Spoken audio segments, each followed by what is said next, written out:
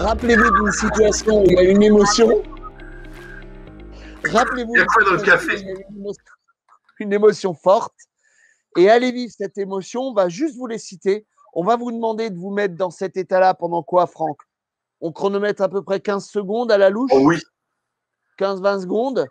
De voir ce que donne l'émotion et d'être connecté par rapport à ce que vous avez fait, à voir laquelle est plus utile. On va commencer, on va le faire avec 3 émotions. Comme ça, on a un peu de dans l'expérimentation, n'importe quoi. On va, la première qu'on va prendre, qu'est-ce que tu dirais d'aller vers colère pour commencer? Comme ça, c'est fait, puis on peut passer à quelque chose d'autre un peu plus sympa derrière. Donc, rappelez-vous un moment. Oui, Franck. La question, c'est tu demandes à faire de la colère et c'est quoi la gestuelle qui vient avec, c'est ça? En fait, j'aimerais que les gens se connectent à colère. Ils vont avoir leur émotion. Je me rappelle, tiens, la dernière fois où j'étais en colère, j'étais comme ça. Tu as vu, j'ai ma gestuelle à moi qui est particulière. Maintenant, je vais rester connecté à cette émotion et je vais la passer par mes 5 positions de satire. La première, c'est par rapport à colère. Non, mais voilà, c'est ça. Aller dans cette gestuelle en repensant la situation. Puis après, aller dans la gestuelle comme ça. Après, aller dans la gestuelle comme ça. Après, aller dans la gestuelle comme ça. Et finir, faire un petit coup d'évaporé en vous racontant dans votre tête, parce qu'on ne peut pas vous entendre, c'est surtout ça. On aimerait bien pouvoir le faire en live et puis pouvoir vous entendre et pouvoir faire un exemple. Mais l'idée, c'est que vous racontiez votre émotion dans votre cerveau et regardez quelle est la position de Virginie la Satyre qui vous fait le plus de bien. Donc, connectez-vous à votre émotion de colère. On y va.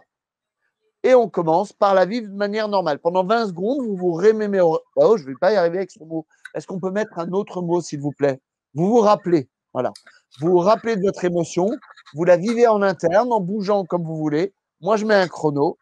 Et puis, comme ça, pouf, c'est parti. C'est parti, mon kiki. Autorisez-vous à la vivre pleinement dans votre présentation, bien entendu. Donc, une bonne grosse colère en accusateur. Voilà. Et maintenant, on passe. Tu les cites, je te laisse les citer, Franck. Une bonne grosse colère maintenant en ordinateur.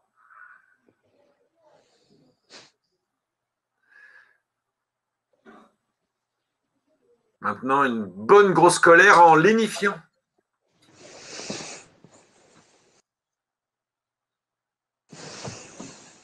Maintenant, une bonne grosse colère en niveleur.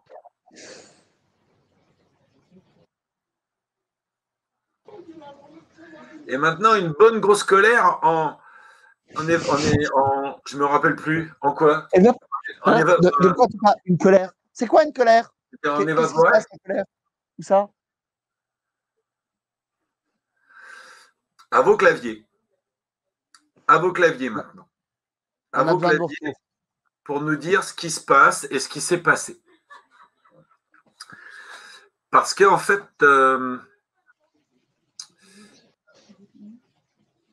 évaporeur. Alors oui, d'accord, Sylvain, très bien, évaporeur. Mais évaporeur, il me manque des petits mots dans la phrase. Qu'est-ce que ça change pour vous? Et j'aimerais bien savoir d'être passé en évaporé. Moi, je me suis par exemple rendu compte qu'en ordinateur, sur cette colère, cette situation particulière, au début, j'ai présupposé que l'ordinateur serait utile. Et quand je suis allé vivre l'ordinateur, je me suis senti vide parce que ça n'avait plus de sens.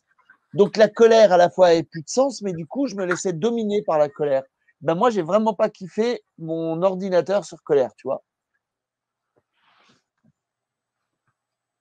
Niveleur et blâmeur chez Céline, je vois. Ok, on lit en même temps. Le niveleur, mais le niveleur, en fait, Satyre, elle a répertorié le niveleur comme une des postures qui est un peu tout terrain, en fait. Qui est tout terrain et surtout où l'état interne est un état interne plutôt d'assurance, en fait, comparativement aux autres. Il est assuré de lui, il a fait les choses bien, il n'a rien fait de mal, il veut que les gens soient à l'aise et qu'on trouve une solution parce qu'on a besoin que ça avance. Et c'est pour ça, c'est pour ça qu'il est répertorié en fait comme presque le plus équilibré comparativement aux autres postures, comme la personne la plus équilibrée. Évaporé, ben oui, tout va bien se passer. Ah, Lydie, tu sais que Lydie, elle vient de la Guadeloupe. Elle est en Guadeloupe quand elle nous parle, là. Lydie. Donc, quand elle dit tout va bien se passer, c'est culturel, c'est ce que tu es en train de me dire? Aussi. Ah oui, connaissant Lydie aussi, oui. Tout à fait. En fait. Et le niveleur, quand même, bien sûr. Ce qui peut être assez étrange dans ces positions-là, c'est de s'en rendre compte que là, vous avez choisi une colère. On va pouvoir prendre d'autres émotions, voir que ça change. Qu'il y en a certaines qui ont tendance à l'amplifier.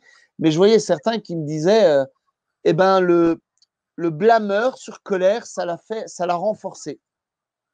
Et pourtant, être en colère contre soi-même quand on a fait quelque chose qui va contre ses valeurs, par exemple, le blâmeur devient un instant super intéressant. Allez, je vais utiliser les mots, il est 19h42, pour nous foutre ce coup de pied au cul dont on a besoin pour avancer.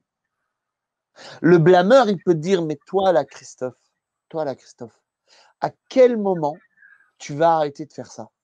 À quel moment tu n'as pas compris que quand tu as ce comportement, tu vas droit dans le mur, t'es con ou quoi? Ça, c'est un blâmeur.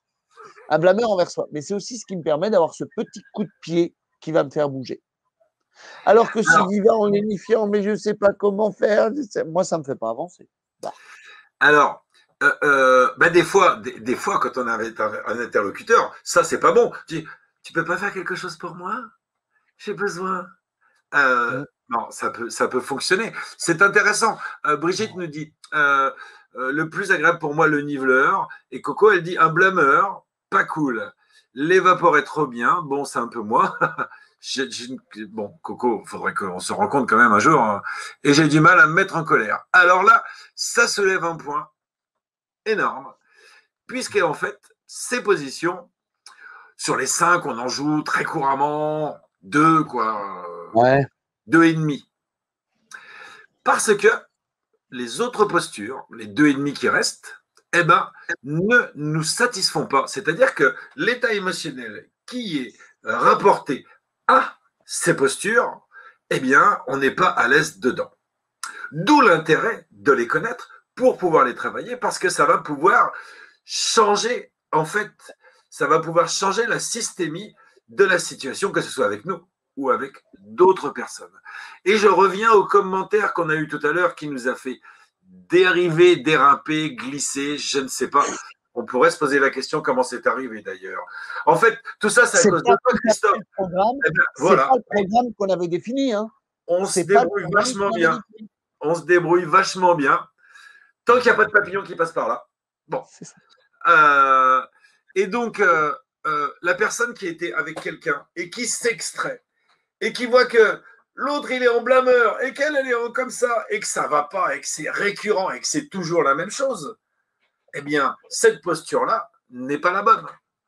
Donc, il va falloir changer de posture. Enfin, il va falloir changer. Ça, Jean-Charles, il serait vachement content de ma phrase. Il adorerait. Moi aussi. Moi, j'aurais tendance à dire...